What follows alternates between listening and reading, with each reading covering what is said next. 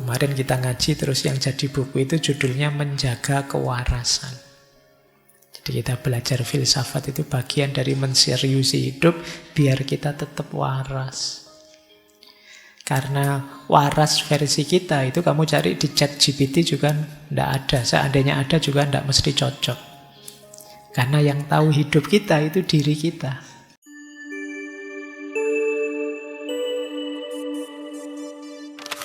Assalamualaikum warahmatullahi wabarakatuh.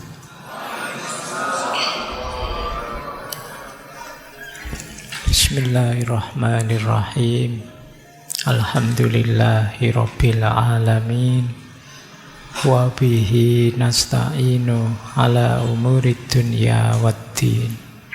Allahumma sholli wa sallim wa barik ala habibina wa syafi'ina sayyidina wa maulana Muhammadin wa ala alihi wa ashabihi wa man tabi'ahum bi ihsanin ila yaumiddin. Amma ba'du.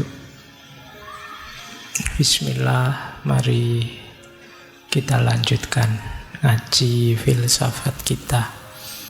Tema kita malam hari ini lebih ke kesehatan mental. Kalau tubuh yang sakit mungkin ya ke dokter, karena kita bukan dokter jadi tidak tahu. Tapi mental sehat, itu mungkin kita bisa mengidentifikasi. Kalau di Ibnu Sina, secara umum orang mentalnya sehat itu cirinya 4. Yang pertama, emosinya stabil. Yang kedua, pikirannya jernih. Yang ketiga, lahir batinnya harmonis, jiwa dan tubuhnya selaras. Dan yang keempat, bisa menghidupkan spiritualitas dan moralitas. Jadi ini berhubungan dengan diri kita. Jadi emosi stabil. Emosi stabil itu bukan berarti tidak pernah marah atau tidak pernah sedih. Tidak. Ya bisa marah, bisa sedih, tapi bisa kita kendalikan. Jadi bisa kecewa, bisa stres juga, tapi tidak berlebihan. Bisa kita kendalikan. Ini namanya emosinya stabil. Tidak meledak-ledak, juga tidak apatis, tidak bisa dipengaruhi, tapi ya bisa. Cuma ya stabil saja. Kita masih bisa mengendalikannya. Ya wajarnya manusia bisa marah, wajarnya manusia bisa kecewa, wajarnya manusia bisa stres, tapi bisa dikendalikan. Ini berarti kita masih sehat. Jadi tidak usah galau, Pak saya kok marah terus ya Pak. Ya asal kalian masih bisa mengendalikannya, masih tergolong sehat. Tapi kalau kalian marah terus tidak bisa mengendalikan, lupa diri, tidak bisa ngontrol diri, sehingga efeknya marah jauh lebih besar daripada sebabnya, ada yang tidak beres. Mulai harus introspeksi. Kemudian pikiran kita jernih. Pikiran jernih itu berfungsi normal. Jadi bukan berarti harus pinter selevel para filosof, tidak begitu. Pikiran jernih itu bisa kita pakai untuk hidup sehari-hari, untuk hidup normal. Kadang-kadang ada orang yang pikirannya tidak fokus, terganggu, dipakai mikir tidak bisa, buntu, dan lain sebagainya. Jadi hidupnya mungkin mengandalkan insting saja, dia kalau diajak mikir tidak nyampe, bingung. Nah, ini pikirannya tidak jernih. Atau terganggu oleh mindset macam-macam, wawasan dari medsos apa dan lain sebagainya, sehingga tidak jernih. Pikiran tidak jernih itu misalnya kalian tidak bisa membedakan ini sehat, ini tidak sehat, ini menyenangkan, ini menyedihkan, ini baik, ini buruk. Itu pikiran harus bisa ini. Kalau tidak bisa, ayo kalian cek lagi ya, waras apa enggak. Karena orang yang pikirannya kacau kan kita menyebutnya kurang waras. Makanya di berbagai sesi kalau bicara tentang filsafat selalu saya wanti-wanti, hati-hati loh ya, manusia itu kuncinya di akalnya. Karena manusia itu hayawanun natik. Jadi dia ini, kita itu kategorinya binatang secara genus. Cuma kita diistimewakan oleh Allah dengan akal budi kita. Nah, kalau ternyata akal budi ini terganggu, berarti kan ini keistimewaan ini nggak kepake. Manusia minus akalnya, ya yang tersisa hayawannya. Kamu tinggal binatangnya, makanya hati-hati.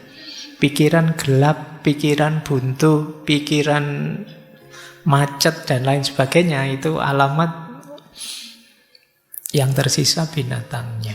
Ya tadi saya sebut hidupmu mungkin mengandalkan insting saja. Tidak tahu sih Pak, saya pilihan baik mana, buruk mana, kira-kira aja lah Pak. Nah, ini kamu mengandalkan insting saja. Maka kalau pikiranmu bermasalah, ayo disembuhkan. Jangan dibiarkan saja karena kuncimu ada di situ. Yang ketiga, harmoni antara jasmani dan rohani. Batin harus sehat, fisik juga harus sehat karena dua-duanya saling mempengaruhi. Nanti Ibnu Sina ini orang pertama yang punya konsep yang sekarang disebut dengan psikosomatis. Jadi jangan dikira mental itu, batin itu tidak mempengaruhi fisik dan juga sebaliknya. Dua-duanya saling mempengaruhi. Kalau mentalmu sedang galau, sedang kacau, lama-lama bisa saja itu kena fisik. Nah, kalau kalian kan biasanya pakai istilah kena mental. Nah, bisa saja dari kena mental, lanjutannya kena fisik. Sakit beneran. Pernah enggak kalian ngalami apa-apa, nilaimu tiba-tiba drop, jatuh, terus pulang-pulang kamu ngereges? Panas badanmu. Nah, itu jenis bagaimana kondisi mental bisa mempengaruhi fisik. Nah, nanti teorinya panjang dari Ibnu Sina. Dan yang keempat, jangan lupa batin kita itu ada unsur spiritualitas. Ada fitrah religiositas, ada nurani yang mendorong kita untuk bermoral. Ini juga harus hidup. Kalau ini tidak hidup, ada yang hilang dari kemanusiaan kita. Jadi kalau kalian hanya fokus di tiga yang atas, lupa bahwa kita punya spiritual, ada unsur moralitasnya, ya nanti ada bagian tertentu hidupmu yang hilang. Itu kadang orang merasa hampa, merasa jemu, merasa tidak bermakna, dan lain sebagainya. Karena urusan makna hidup, kedalaman hidup itu adanya di spiritualitas. Jadi ayo dicek kalian termasuk mentalnya sehat apa tidak. Kalau tidak, ayo diobati pelan-pelan. Karena sulit kalian bisa sukses kalau dalammu tidak sehat, mentalnya tidak sehat. Kita lanjutkan. Nah, ini konsep dasarnya Ibnu Sina. Kita kenali dulu ya, sisi dalam diri kita, jiwa kita. Hubungannya dengan akal, hubungannya dengan kesehatan mental. Kata Ibnu Sina, jiwa kita itu ada 3 unsur. Kadang orang menyebutnya 3 daya, 3 kekuatan. Yang pertama, jiwa nabatiyah, vegetatif. Itu isinya tumbuh dan reproduksi. Jadi dorongan untuk tumbuh, bereproduksi. Tiba-tiba teman-teman ingin makan, lapar, ingin kawin, bereproduksi. Itu muncul dari daya jiwa namanya vegetatif. Jiwa nabatiyah. Seperti tumbuh-tumbuhan. Nanti ada unsur hayawaniyah. Ini hubungannya dengan emosi, keinginan, cita-cita. Nyari enak, nyari senang, persepsi indrawi. Ini jiwa hayawaniyah. Jadi kalian punya keinginan apa, punya hasrat apa, punya emosi apa. Nah itu hayawaniyah, jiwa sensitif. Yang ketiga ada insaniyah, jiwa rasional. Berpikir, memahami, termasuk unsur moralitas, spiritualitas itu bagian dari daya jiwa insaniyah. Jadi lapisan diri kita, jadi di balik yang jasad ini, di dalamnya ada aspek vegetatif, sensitif, rasional, nabatiyah, hayawaniyah, dan insaniyah. Yang disebut kesehatan mental, kata Ibnu Sina itu kalau antara hayawaniyah dan insaniyah seimbang, saling mendukung, saling selaras, emosi dan pikiran saling selaras. Cuma kata Ibnu Sina, keselarasan di dalam itu harus dikomandoi oleh insaniyah, oleh yang rasional. Jadi akalnya harus menang, rasionalnya harus menang, ilmunya harus menang. Jadi jangan dibiarkan hayawanannya dominan atau vegetatifnya dominan. Apa ada Pak orang yang hayawanannya, kehewanannya lebih dominan? Ya ada orang yang ambisi, emosional, segala cara ditempuh asal cita-citanya tercapai, itu hayawaniyahnya dominan. Tidak peduli aturan, tidak peduli norma, hayawaniyahnya dominan. Apa ada Pak orang yang vegetatifnya dominan? Ada. Kalau kalian tiap hari rebahan saja, makan, minum, terus bangun-bangun mikir, kapan ya aku kawin, kapan ya, nah itu berarti dominanmu vegetatif saja. Nah, kan sekarang banyak orang bilang, wah hari ini banyak generasi rebahan, itu berarti orientasimu vegetatif saja. Kata Ibnu Sina, daya yang di dalam ini ayo dikendalikan dengan akal yang sehat. Jadi dialah yang tahu mana yang baik, mana yang buruk. Dialah yang bisa ngerem, dialah yang mampu mengendalikan. Akalnya jangan kalah, ilmunya jangan kalah. Cuma syaratnya tadi, akalnya harus jernih, pikirannya harus jernih. Ya kalau pikiranmu sudah kacau, ya sulit. Pikiran bisa mengendalikan. Sekarang kita mulai masuk ke kesehatan mentalnya.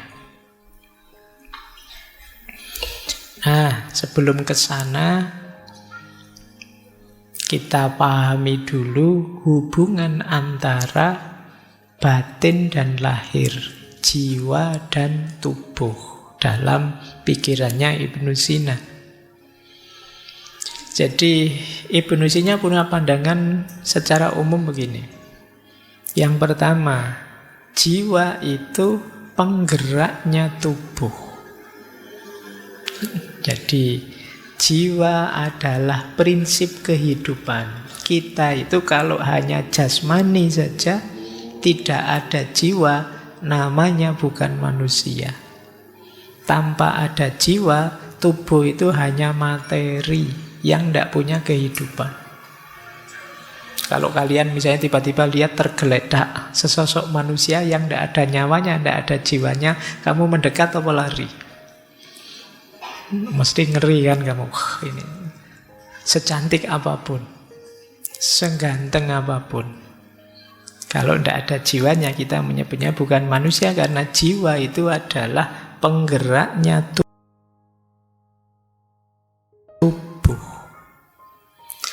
Kata Ibnu Sina, jiwa menggunakan tubuh sebagai alat untuk menjalankan fungsi-fungsinya. Untuk berpikir, ada alatnya namanya otak. Untuk bergerak, ada alatnya namanya otot. Untuk merasa ada alatnya namanya indera. Otak, otot, panca indera itu kan fisik, tubuh. Tapi dia jadi alatnya jiwa, jadi kendaraannya jiwa. Mata dengan melihat. Melihat itu kan unsur kejiwaan, tapi mata itu unsur tubuh. Dan dua-duanya kerjasama, itu yang dimaksud saling berhubungan. Tidak mungkin ada kita bisa melihat kalau dua unsur ini tidak ada. Atau salah satu saja yang ada. Matanya ada sih Pak, cuma daya melihatnya yang tidak ada. Ya tetap kita tidak bisa melihat. Daya melihatnya ada Pak, tapi tidak pakai mata Pak. Itu mata batin apa mata apa gitu. Tidak bisa, ya tetap tidak jalan. Mungkin bisamu kira-kira. Sama dengan telinga dan mendengar, hidung dan bau. Saya kepleset mencium. Kamu biasanya kan kamu hidung untuk mencium itu ya. Hidung untuk membau, awas keliru kamu. Kalau ciuman kan tidak pakai hidung. Jadi jiwa dengan tubuh. Nah, tapi yang kedua jangan lupa juga tubuh itu wadahnya jiwa. Kalau tidak ada tubuh, tidak ada yang jasmani, jiwa juga tidak berarti. Tadi kalian ketemu jasad saja, tidak ada nyawanya, lari. Apalagi ketemu jiwa saja, tidak ada jasadnya. Kamu tambah ngeri mesti. Gitu. Jadi jiwa itu wadahnya tubuh. Bahkan nanti saling mempengaruhi. Ini ternyata ya memang dekat, saling berhubungan. Maka jangan disepelekan. Pak, saya filsafat saja Pak, urusan materi, urusan jasad itu. Loh, tapi kalau tidak ada jasad, bahkan pikiranmu tidak ada wadahnya. Ya otak itu kan bisa dicek, bisa dilihat, bisa itu ya kerja berpikir ada di situ. Kalau tidak ada itu ya, tidak ada hubungannya Pak otak sama mikir, ya coba otakmu dibuang. Wong kamu kebentur sedikit saja puyeng ya, terus pikiranmu kan terganggu. Jadi ini dua-duanya saling berhubungan. Makanya kemarin di Epikuros itu ya nomor satu tetap sehat. Sepinter apapun kamu kalau tidak sehat, tidak ada gunanya. Kamu hafal kitabnya Aristoteles tadi, tapi terus tiap hari batuk, tiap hari puyeng, tiap hari pusing, ya metafisikanya Aristoteles tidak ada gunanya. Lebih berguna paramek apa gitu. Kalau kamu sedang sakit. Oke ya. Baik. Jadi ini dua prinsip awal, hubungan jiwa dan tubuh. Kemudian ini yang tadi kita sebut psikosomatis ya. Jiwa mempengaruhi tubuh dan juga tubuh mempengaruhi jiwa. Emosi, pikiran, kondisi mental mempengaruhi jasmani kita. Kalau kita stres, cemas, kemudian perutnya mules, kepalanya pusing, tekanan darahnya naik, nah itu pengaruh jiwa terhadap tubuh. Makanya ada peribahasa, di dalam tubuh yang sehat ya terdapat jiwa yang sehat juga, mensana in corpore sano. Saya lupa itu dulu ada filosofi yang punya teori itu. Sebaliknya juga begitu. Kalau kita tubuhnya tidak memadai, sedang capek, sedang lelah, sedang lapar, sedang lesu, ya tidak bisa berpikir. Jadi mekanisme yang di dalam tidak bisa. Baik, jadi ini sedikit uraian saja tentang hubungan antara jiwa dan tubuh. Kuncinya tetap ya, yang di dalam harus dikendalikan oleh pikiran kita. Sekarang mulai ya menyehatkan jiwa. Kita awali dari beberapa gangguan jiwa. Yang pertama, biar tidak lupa, kita awali dari gangguan jiwa karena humor-humor tadi, cairan-cairan tadi tidak seimbang. Jangan lupa seorang sanguinis yang tadi dominan darahnya itu kalau ekstrim bisa memunculkan pribadi yang hiperaktif, impulsif, dan mania. Jadi wajar saja ada orang ekstrovert, tapi kalau bablas tidak terkendali, ini kan dominan darah yang sifatnya panas tadi, dia akan hiperimpulsif, ngamuan, mania. Makanya dalam bahasa Indonesia kan ada istilah darah muda, darah panas. Itu sebenarnya arahnya ke sini. Karena memang aspek darah itu unsur panas. Jadi kalau kalian merasa, Pak saya kok ngamuan ya Pak, saya kok tidak bisa diam ya Pak saya, ya harus hati-hati, harus siap-siap untuk ngerem. Karena kalau tidak, ya ketemunya itu hiperaktif, impulsif, dan mania. Sementara yang flegmatis tadi yang cenderung tenang, cenderung tidak mudah terpengaruh, dominasinya yang lendir tadi, yang paling bawah, balhom, itu dalam bentuk ekstrim akan melahirkan orang yang apatis, cuek, lamban. Jadi disuruh ngapa-ngapa nanti saja, besok saja. Itu kalau dalam bentuk ekstrimnya ya masalah, jadi orang apatis. Apatis itu sudah tidak percaya lagi apa-apa, sudah cuek total pokoknya. Nah ini kalau dominan terlalu besar aspek flegmatisnya. Kemudian kalau yang terlalu dominan kolerisnya, yang tadi leader tadi, seorang yang ingin dominan tadi, pada akhirnya dalam bentuk ekstrim yang mulai ada disorder, gangguan jiwa, itu biasanya muncul dalam bentuk agresif, antisosial, dan narsis. Jadi orang narsis itu kan ingin tampil terus, ingin dia disebut unggul terus, disebut baik terus. Ada ndak di sini yang tiap hari posting selfie-annya sedang ngapain, sedang apa, sampai temenmu bosen nge-like, bosen jempoli. Jadi kamu khawatir hilang, kamu ada FOMO-nya terus tiap hari tampil. Hati-hati jatuh pada narcissistic disorder. Justru kamu jadinya tidak menikmati hidup.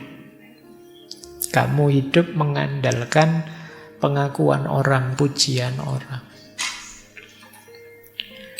Ini juga masalah. Makanya hati-hati. Oke. Apalagi ada ciri antisosial. Karena tadi orang koleris itu kekurangannya kan sering daya empatiknya rendah. Jadi dia pinginnya maju, pingin sukses. Lupa bahwa orang lain mungkin ada situasi-situasi khusus yang tidak sama dengan dirinya. Kemudian kalau yang melankolis, yang dominasi empedu hitam tadi, bentuk ekstrimnya adalah putus asa, cemas, pesimis, overthinking. Nah, dari gangguan-gangguan ini semoga teman-teman tidak ada yang merasa ngalami. Kalau ada, ya berarti gangguan jiwa. Ini bentuknya agak ekstrim. Tidak apa-apa teman-teman, sekali-sekali kalau memang merasa terganggu dengan ini, datang saja ke psikolog, psikiater. Tidak apa-apa, itu bukan aib, ya sama kayak sakit fisik kita nyari dokter, ya sakit mental juga kita cari ahlinya. Kalau memang sedang gelisah. Kalau sarannya Ibnu Sina apa? Kalau penyakit akibat ketidakseimbangan cairan ini, yang pertama perhatikan dietnya. Apa yang harus dimakan, apa yang jangan dimakan. Nanti ada makanan yang sifatnya panas, dingin, lembab, kering. Nah, itu untuk menyeimbangkan tadi yang dominan apa, berarti kurang apa. Ya nanti kapan-kapan kalau ada yang perlu nanti tak kasih apa sih yang kalau dominan sanguinis, flegmatis, koleris, melankolis itu apa yang harus dimakan, dietnya apa. Cuma kalau disampaikan di sini agak bertele-tele karena masih banyak materinya. Kemudian yang kedua, gaya hidup, olahraga cukup, istirahat cukup. Nah, semoga teman-teman termasuk yang masih sadar olahraga dan sadar istirahat. Kalau olahraga mungkin masih banyak yang suka ya. Saya olahraga tiap hari Pak, kalau ada siaran langsung sepak bola mesti nonton. Itu namanya bukan olahraga, nonton olahraga. Biasanya yang males olahraga itu kalau ditanya, "Mbok kamu olahraga?" Ya sudah, di kampus itu lantai 4 tiap hari saya naik, saya turun, kan itu olahraganya. Mesti gitu kan. Itu alasannya orang males olahraga itu. Baik, ya kalian tetap harus ada olahraganya, ada istirahat. Istirahat juga penting. Semoga di sini tidak banyak yang suka melekan. Ya begadang itu boleh saja, tapi jangan sering-sering. Kalau bisa ya tidak pakai begadang lah, kalau tidak terpaksa. Ya kalau yang usia-usia kalian biasanya kan begadangnya kalau sekarang ngafe ya, ngopi, atau nonton siaran olahraga, nonton sepak bola gitu ya. Ya enggak apa-apa, cuma jangan sering-sering, nanti ada efeknya pasti. Gaya hidupmu yang enggak sehat mesti ada efeknya. Kemudian emosi. Kendalikan emosi, stres sekecil apapun bisa mempengaruhi keseimbangan cairan tadi dalam diri kita. Dan yang keempat tentu saja nanti ya kalau memang bermasalah ada obatnya, ada herbalnya, termasuk terapi-terapinya. Kalau memang sudah sakit. Baik, ini yang berhubungan dengan cairan tubuh atau humor. Sekarang kita lebih dalam lagi. Gangguan jiwa jenis kedua. Kalau tadi karena cairan, kalau ini karena masalah mental. Jadi masalah mental itu apa? Ada 3, cemas, depresi, stres. Kalian mungkin banyak yang, karena saya kapan itu baca berita, tingkat orang yang mengalami gejala kecemasan itu di Indonesia pesat sekali jumlahnya, peningkatannya.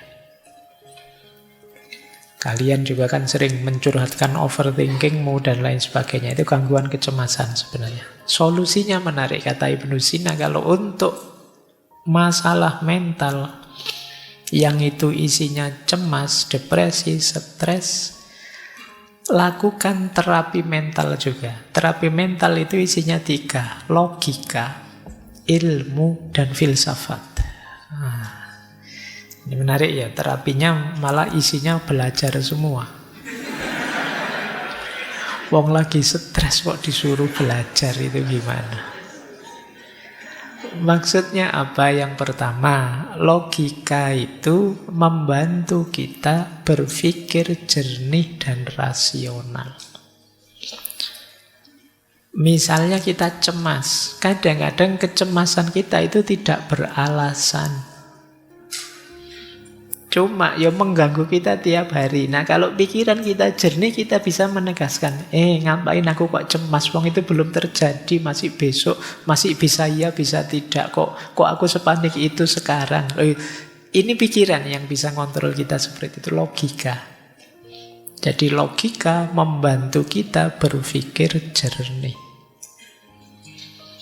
Nah teman-teman boleh mulai latihan logika ya, latihan berpikir jernih dan rasional. Kemudian yang kedua, ilmu. Kenapa harus ilmu? Ilmu itu membantu kita memahami dunia. Seringkali yang membuat kita stres, depresi, cemas, itu kan situasi-situasi di sekeliling kita yang kita tidak paham. Kemarin waktu pandemi itu seluruh dunia belum terlalu paham tentang kerja dan mekanismenya virus COVID-19. Semuanya panik, banyak orang stres, banyak orang depresi. Tapi begitu diteliti kemudian tahu, oh ternyata virusnya ini, cirinya begini, kelemahannya ini. Ini kan ilmu. Begitu ngerti ilmunya kita tenang sudah. Banyak kecemasan-kecemasan kita karena kita belum tahu. Jangankan yang besar-besar, belum tahu yang kecil-kecil saja kan juga. Mungkin yang belum pernah ngaji ke sini misalnya membayangkan nanti ngaji di sana kayak gimana ya? Ada absennya enggak ya? Boleh enggak ya saya? Jadi kan pikiranmu kan macam-macam. Tapi begitu ke sini sekarang kamu ngerti ilmunya. Nanti datang lagi kamu sudah ngatur strategi. Oh, situasinya kayak gitu, saya datangnya belakangan saja, nanti duduknya di pojok sana, kamu bisa ngatur. Lebih tenang. Maka kuncinya orang stres yang kedua itu ilmu.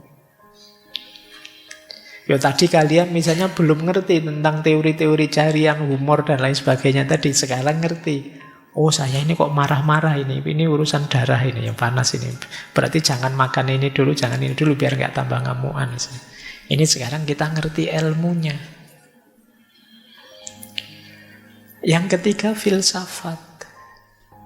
Apa manfaatnya filsafat? Filsafat itu memberi kita kerangka makna hidup. Menunjukkan kita tujuan ideal hidup. Dan ini menenangkan. Banyak orang yang hidupnya tidak punya tujuan, tidak punya idealisme dan lain sebagainya, sehingga ngambang, sehingga mudah stres. Orang itu kalau punya tujuan hidup, punya visi, punya makna hidup, mungkin mengalami kegagalan-kegagalan kecil bagi dia biasa. Yang penting tetap lanjut menuju cita-cita besarnya. Dan cita-cita besar ideal itu ya kita menempuhnya lewat jalur filsafat. Saya sering bilang filsafat itu salah satu jalan untuk kita menseriusi hidup. Jadi selama ini mungkin kita autopilot saja. Bahkan kalian mungkin kuliah sudah semester akhir juga masih belum punya cita-cita, belum punya tujuan. Kalau ditanya hidupmu mau kamu bawa kemana? Kamu ingin hidup yang seperti apa? Belum tahu, Pak. Belum mikir ke sana. Bahkan jurusan ini saya kira saya juga salah ngambilnya. Kamu bisa begitu. Kamu bisa sampai dewasa tidak punya orientasi, tidak punya tujuan. Nah, filsafat membantu kita menemukan itu. Jadi menarik, kalau itu gangguan mental sifatnya, masalah-masalah mental seperti cemas, depresi, takut, solusinya 3. Logika, ilmu, dan filsafat. Nah, makanya kemarin kita ngaji terus yang jadi buku itu judulnya Menjaga Kewarasan. Jadi kita belajar filsafat itu bagian dari menseriusi hidup biar kita tetap waras. Karena waras versi kita itu kamu cari di ChatGPT juga tidak ada. Seandainya ada juga tidak mesti cocok. Karena yang tahu hidup kita itu diri kita.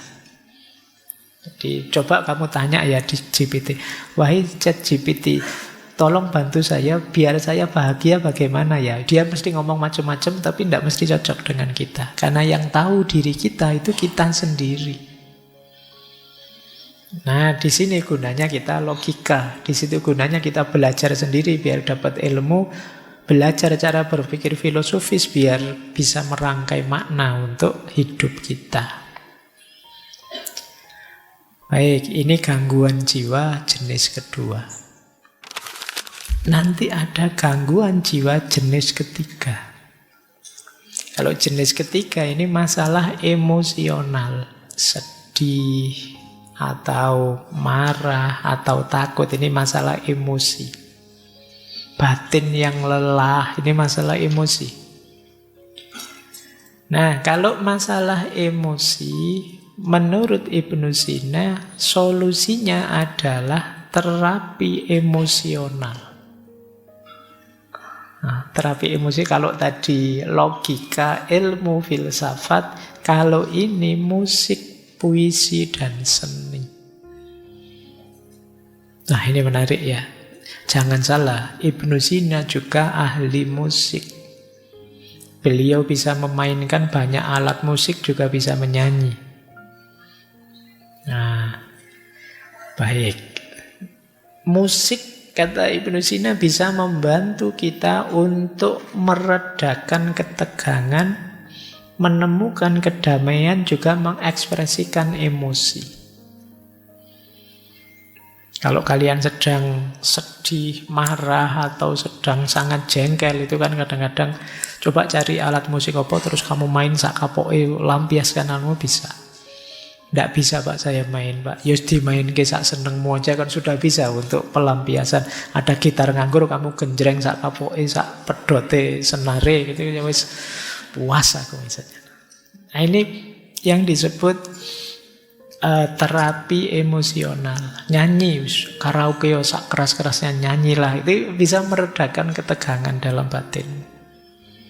Jadi musik bahkan bisa mendamaikan, tenang gitu. Kadang kalian dengerin musik apa itu rasanya sudah lupa dengan masalah-masalah yang tadi menegangkan kita.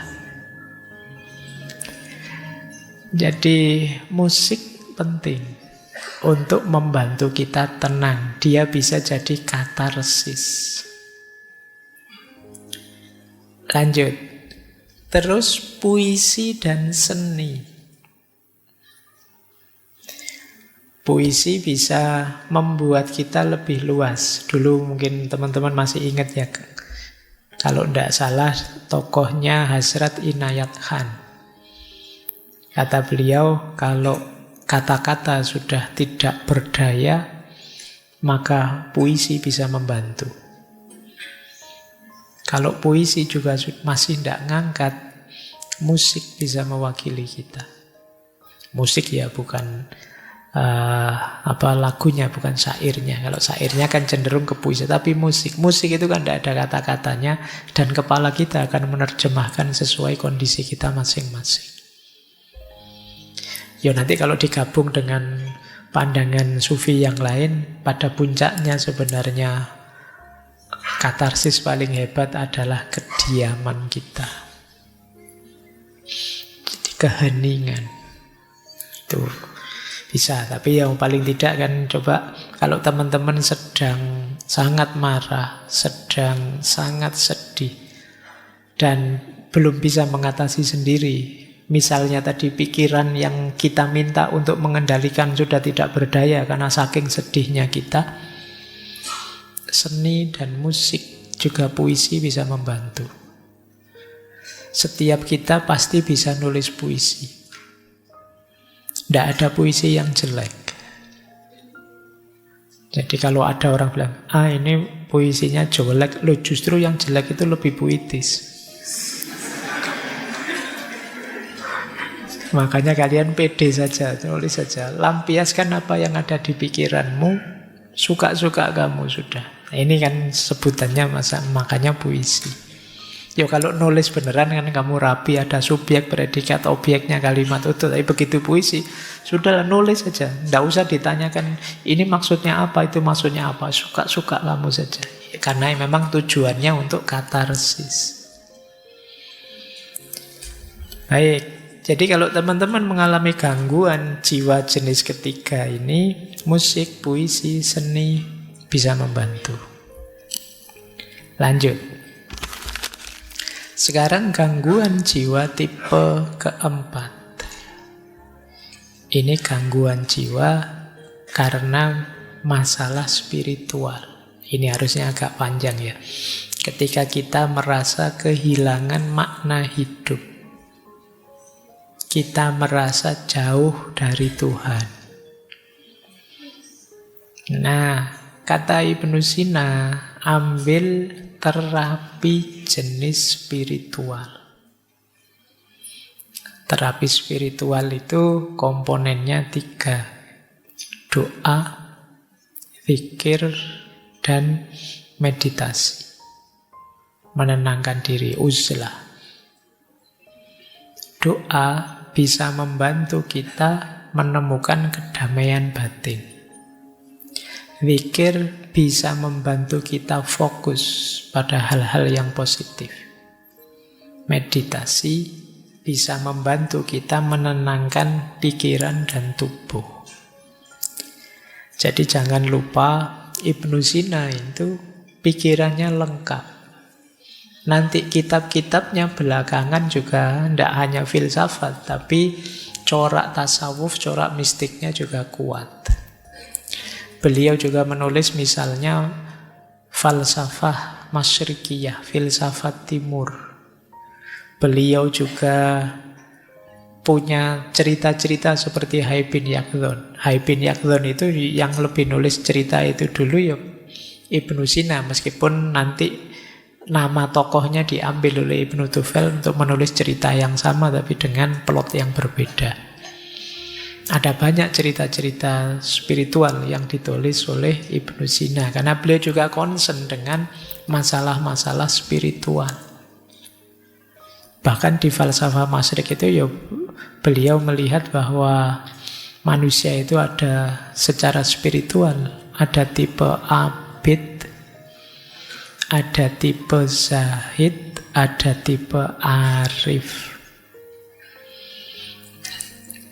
Abid itu orang yang menghidupkan spiritualitasnya lewat jalur ibadah. Rajin sholat, rajin puasa, sedekah, dan lain sebagainya. Ini tipe abid. Ada tipe zahid.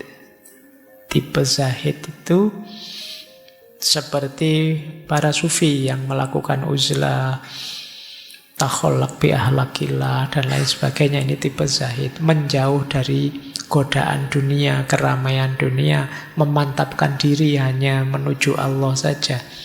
Ini namanya tipe zahid. Kemudian yang terakhir tipe arif. Tipe arif itu orang yang sudah mengalami pencerahan, orang yang sudah kasyaf, sudah ma'rifat, sudah ngerti hakikat segala sesuatu. Ini tipe arif.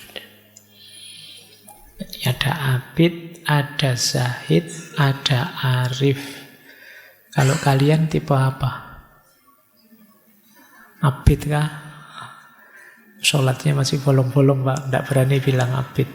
Zahid, apalagi, Pak.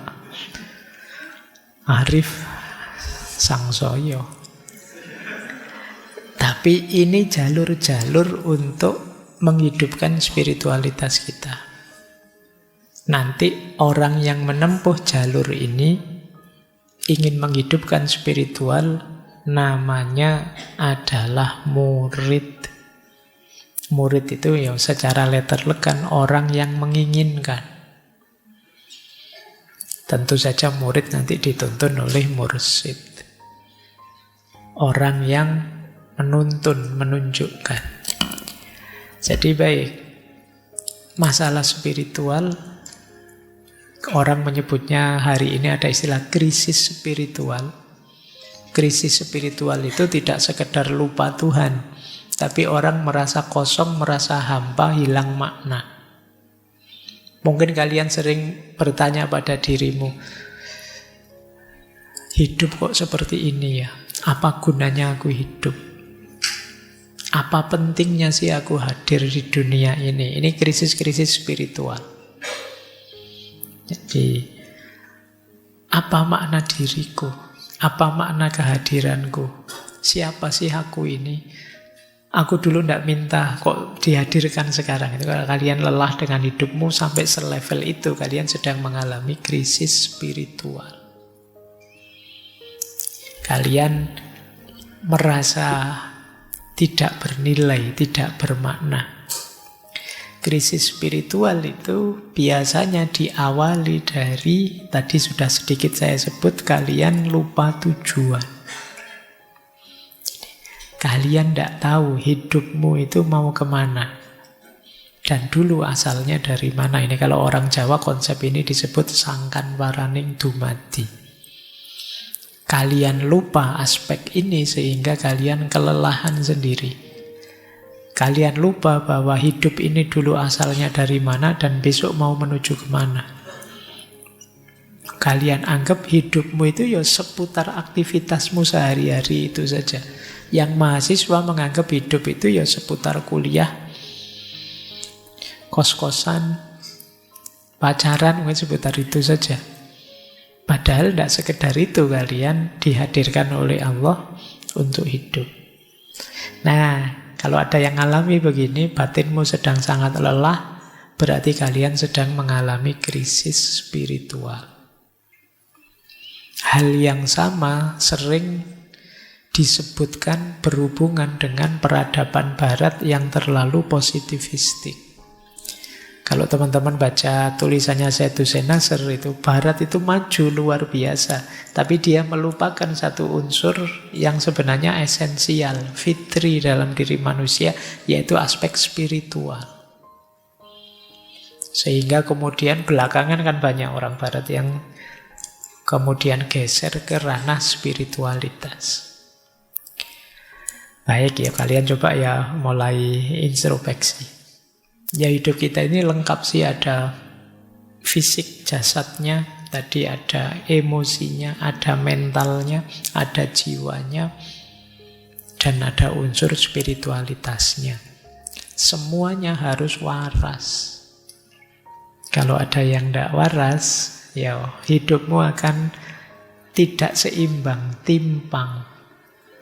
Jadi keywordnya konsep kesehatan mentalnya Ibnu Sina adalah keseimbangan. Makanya tadi cairan-cairan tadi tidak ada kok, harus cairan ini saja tidak ada. Ya semuanya penting tapi jangan berlebihan. Jangan ada yang terlalu dominan, nanti akan menyusahkanmu. Baik, nah solusi apa kalau kalian mengalami krisis spiritual? Ya terapi spiritual. Yang pertama doa. Doa itu tidak sekedar minta pada Tuhan, tapi juga kesadaran kita bahwa kita itu lemah. Ada banyak hal yang kita tidak mampu, maka kita perlu intervensi, perlu Tuhan membantu kita. Jadi, dan bukan masalah dikabulkan atau tidak dikabulkan kalau dalam konteks ini, tapi kesadaran kita bahwa Tuhan selalu ada, selalu hadir, dekat dengan kita, itu sudah membuat kita nyaman. Jadi yang kesadaran ketuhanan, kesadaran ilahiyah inilah yang selama ini sering lepas dari keseharian kita. Sekali-sekali kalau teman-teman bisa ya, coba dicek dalam sehari kira-kira berapa menit atau berapa puluh menit, syukur-syukur ada ndak 1 jam teman-teman melakukan aktivitas dengan sadar bahwa Allah sedang mengawasiku, Allah selalu dekat dengan aku. Pernah ndak begitu? Mungkin sedang kuliah sih dengan dosen, saya kuliah kayak gini, ya Allah mengawasi loh ya saya. Nah itu pernah, kesadaran ini kira-kira berapa persen muncul dalam hidup kita? Wong kadang-kadang sholat saja tidak ada kesadaran itu kan juga. Padahal sholat itu momen ketika kita berhadapan-hadapan dengan Allah, tapi kesadaran itu juga tidak muncul. Kayak kita ngobrol dengan orang, tapi kita tidak peduli yang kita ajak ngobrol siapa. Ya untungnya Allah itu sangat sayang dengan kita. Baik. Oke ya, ini krisis spiritual. Selain doa juga ada zikir. Meditasi, ya aktivitas menenangkan diri. Kalau dalam Islam ada istilah iktikaf, berhenti sejenak. Ada istilah muhasabah, ada istilah tafakur. Itu setara dengan itu. Menghidupkan mindfulness dulu pernah kita bahas. Jadi ini krisis spiritual.